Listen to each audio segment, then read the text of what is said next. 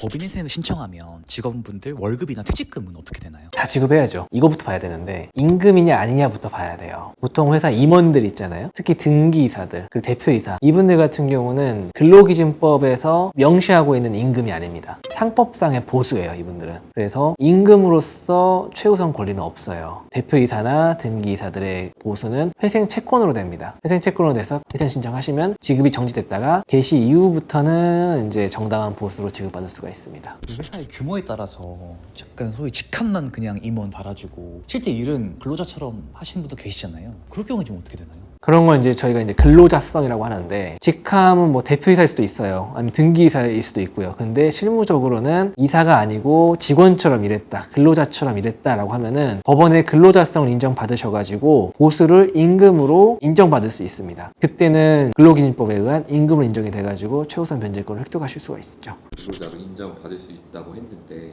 그걸 어떻게 인정할 수 있는지. 그거 거의 소송하고 비슷하다 보시면 돼요. 소송에서 내가 이사였는데 나한테 월급을 안 줬어요. 월급 주십시오 하면서 이제 주장했는데 회사에서 돈이 없다, 다른 채권자들도 지금 있다, 못 주겠다. 그러면 그럼 저는 이거는 보수가 아니고 임금이기 때문에 우선권이 있습니다라고 주장할 수 있잖아요. 법원에서는 보수가 아닌 임금임을 입증을 해라 라고 얘기를 해요. 그러면은 실제 직함이 아니고 근로자로서 업무 지시를 받았고 거기에 충실하게 이행하고 보고했다, 이런 일련의 과정을 입증해 주시면 됩니다. 사실 되게 어렵긴 어려워요. 그럼 밀린 월급이나 본인들 이제 퇴직금 같은 경우에 그 법인회생 과정에서 다른 채무보다 좀 먼저 받을 수 있는지도 궁금할 것 같아요. 받을 수 있습니다. 이거를 저희가 회생 절차에서 공익채권이라고 하는데, 이 공익채권은 몇 가지 그 채권의 종류가 있어요. 근데 공통적인 특징은 뭐냐면은 회생 절차에서 어떠한 권리보다도 담보권보다도 더 우선해서 변제받을 수 있는 권리입니다. 이 공익채권의 종류를 보면은 임금도 있고요. 제가 이전에도 DIP 금융에 대해서 한번 말씀드렸는데, 개시결정 이후에 회생을 신청한 회사가 빌린 돈이라든지 법원의 허가를 받고 빌린 돈이라든지 아니면은 거래처로부터 매입을 한 경우 매입 채무가 되겠죠. 이것도 공익채권이 됩니다. 가장 크게 이제 봐야 될 게 그 두 가지로 보시면 돼요. 근데 회사 입장에서는 대표가 진짜 난 돈이 정말 없다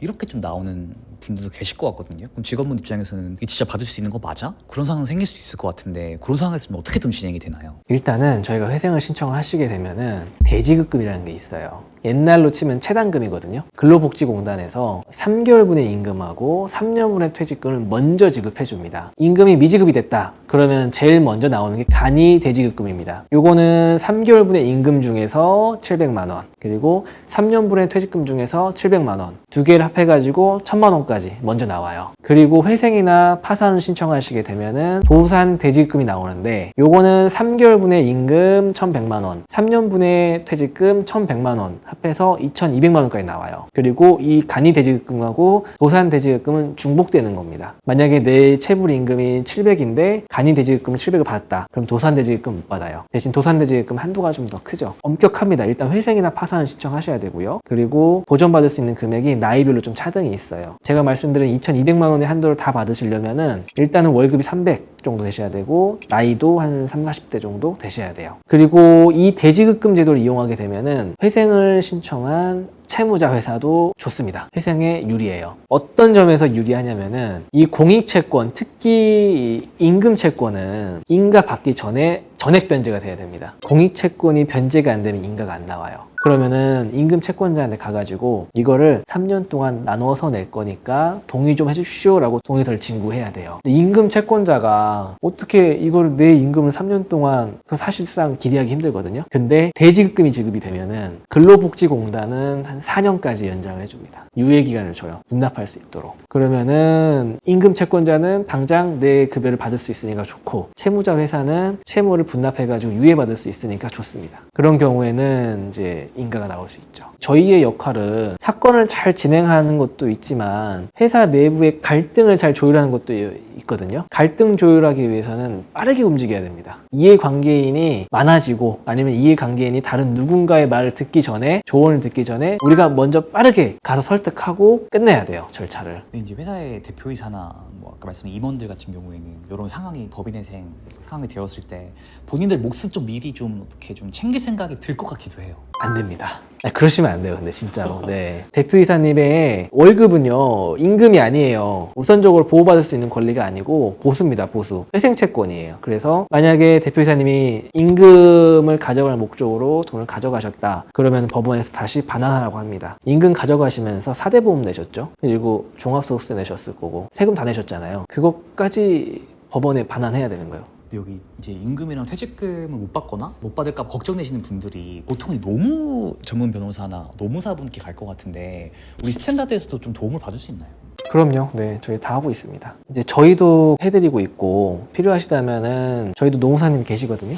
네, 노무사님 통해가지고 같이 이제 협업을 하고 있는데 저희가 그 타이밍을 정해드려요. 노무 서비스가 들어갈 타이밍이 있어요. 네, 물론 빨리 들어가는 건 괜찮은데 늦으면 안 되는 그 타이밍이 있습니다. 그리고 임금 채권자들 있죠. 근로자들한테 꼭 받아야 될 서류들도 있고요. 근로자들한테 임금이나 퇴직금을 주지 않게 되면은 근로기준법 위반으로 형사처벌 대상이 돼요. 형사처벌 대상이 되는데 이거 끝까지 안 주면 실형 나옵니다. 집행유예 이런 거 없어요. 그래서 형사처벌을 면할 수 있도록 마무리 작업을 잘 하는 게 제일 중요합니다. 이거는. 그리고 아무래도 도산 절차에 있는 의뢰인이다 보니까 대지급금 신청이라든지 아니면 노무 관련돼 있는 뭐 법률 자문 같은 것들 이런 것들도 적기적소에 딱딱딱 들어와가지고 절차가 잘 진행되도록 해줘야 될 필요성이 있습니다. 그러다 보니까 이런 노무 서비스도 도산 절차에 대해 전문적인 지식을 가지고 있는 변호사나 아니면 이제 노무사한테 도움을 받으시는 게 중요한데요. 사실상 도산 전문 변호사가 아니고서는 그걸 알 수 있는 경우는 거의 없죠. 예전에는 뭐 알고 계시는 노무사님들 계세요. 저희 대표님들이 그분 통해가지고 같이 뭐 협업하기도 하고 했는데 조금 손발이 안 맞는 경우도 있고 그분들은 도산 절차를 모르시다 보니까 저희의 요구를 잘 이해 못 하시는 경우도 있고 하셔가지고 저희가 아예 다 해드리는 경우도 꽤 많습니다. 임금 채권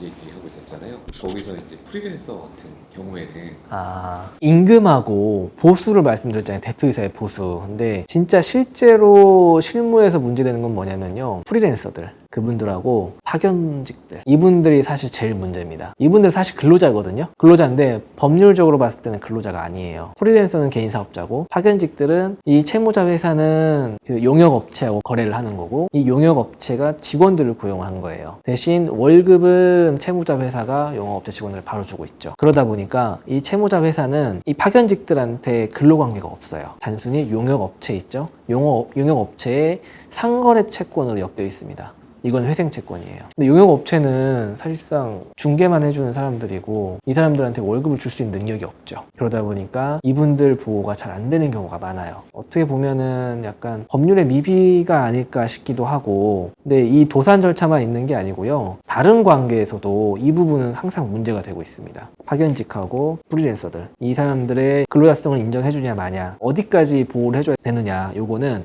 도산 절차를 포함한 모든 분야에서 지금 문제가 되고 있는 분야라서 제가 말씀드린 그 용역업체라든지 파견직들이라든지 프리랜서 분들에 대해서 사건마다 조금씩 다르게 취급하는 경우는 있습니다. 제가 실제 진행한 사건 중에서는 이분들의 근로자성을 인정을 해가지고 임금 채권자까지는 아니지만 회생 채권자 중에서 우선 변제할 수 있는 권리를 주는 경우도 있었어요. 그래서 그거를 지급했던 사건도 있었고 아예 인정을 못 받았던 사건도 있습니다. 그래서 그거는 사건별로 접근을 하셔야 될 것 같고 사실 지금 이제 정부가 새로 바뀌었잖아요. 바뀌면서 근로자로서 인정을 못 받고 있는 사각지대에 계시는 분들 이분들에 대한 그 좀 혜택이 좀 늘어나고 있어서 이 부분도 조금 더 좋아지지 않을까라고 좀 기대를 하고 있습니다.